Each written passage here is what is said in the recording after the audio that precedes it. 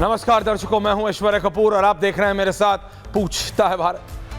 दर्शकों, दिल्ली के चुनाव का कैंपेन आज शाम 5 बजे खत्म हो चुका है। 5 तारीख को देश की राजधानी नई दिल्ली के लिए वोटिंग होगी। 8 तारीख को रिजल्ट आएगा। आम आदमी पार्टी सिर्फ अरविंद केजरीवाल और दिल्ली की बात नहीं, अगर कहीं दिल्ली में जिस तरह से भारतीय जनता पार्टी सोच रही है, अगर वो हो गया, अगर दिल्ली में आम आदमी पार्टी हार गई, अगर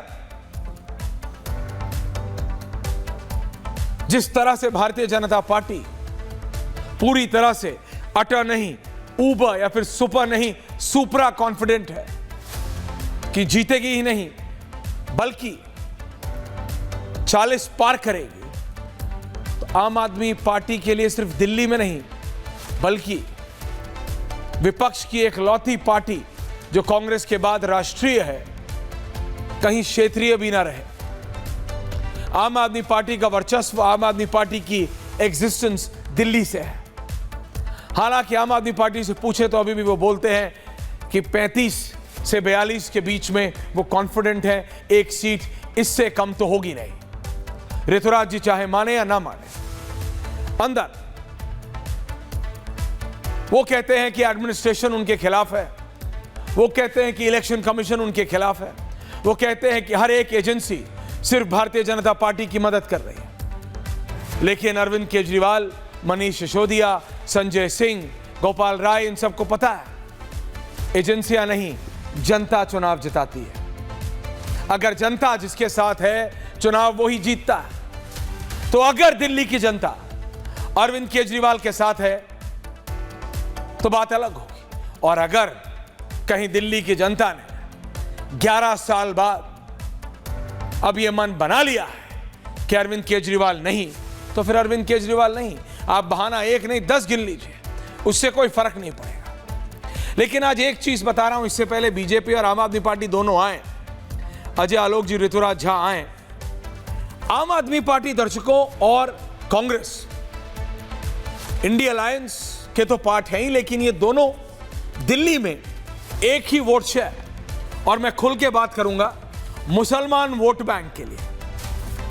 कई चैनल भी एक खास वर्ग, अरे भाई क्लियर बात करो, ये पार्टियां बोलते हुए नहीं करते तो आप क्यों कोड लैंग्वेज में बात कर रहे हो।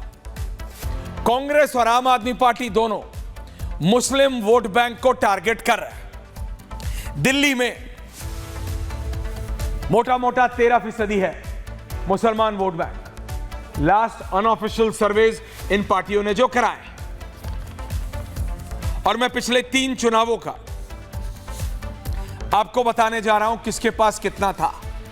2013 में कांग्रेस को 53% मुसलमान वोट मिला था, आम आदमी पार्टी को सिर्फ 12%।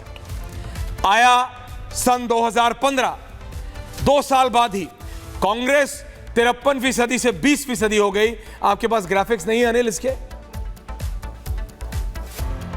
हैं, लेकिन आप चलाएंगे नहीं। साल 2015 में कांग्रेस 53% से 20% हो गई और आम आदमी पार्टी 12% से 77% हो गई, यानी 77% 2 साल के अंदर। मुस्लिम वोट 2013 में जो आम आदमी पार्टी के पास सिर्फ 12% था, अब 2015 आते आते 77% हो गया दर्शकों। 50% ज्यादा, 52% ज्यादा, 55% टू बी एग्जैक्ट। आया साल 2020, सुनिएगा मेरे शब्द, साल 2020 में कांग्रेस 13% रह गई, जो कि 2013 में आम आदमी पार्टी 12 पे थी, वहां कांग्रेस आ गई और आम आदमी पार्टी 83%, 83% मुस्लिम वोट आम आदमी पार्टी के साथ है। 12 सीटें हैं, उसमें से 11 आम आदमी पार्टी जीती है लास्ट इलेक्शन। यह बोलना बिल्कुल भी अतिशयोक्ति नहीं होगा कि आम आदमी पार्टी और कांग्रेस दोनों ने अपना जो मेजर वोट शेयर है वो मुस्लिम वोट बैंक को बनाया। इसी पे डिपेंड है आम आदमी पार्टी।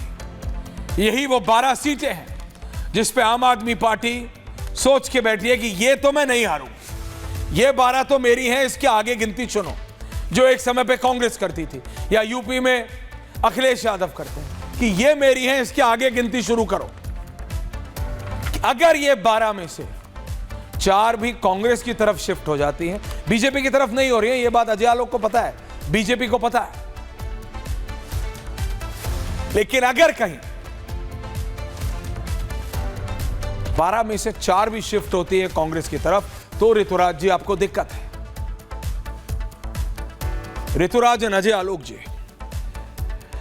अजय आलोक जी की पार्टी ने, can I have both the leaders and the graphics, Ajay Alok ji की पार्टी ने प्रधानमंत्री नरेंद्र मोदी से लेके अपने मुख्यमंत्रियों तक सबको, यानी सबको उतार दिया है। प्रधानमंत्री खुद है, गृह मंत्री हैं, रक्षा मंत्री हैं, उत्तर प्रदेश के मुख्यमंत्री हैं, राष्ट्रीय अध्यक्ष तो है ही है, राजस्थान के मुख्यमंत्री हैं, मध्य प्रदेश के मुख्यमंत्री हैं, आप नाम लीजिए साहब, और वो मंत्री और वो संतरी सब वहां हैं। बीजेपी को लग रहा है ऋतुराज जी कि ये 25-26 साल बाद एक मौका है जिसमें वो आपको टक्कर दे सकते हैं और आपको हरा सकते हैं।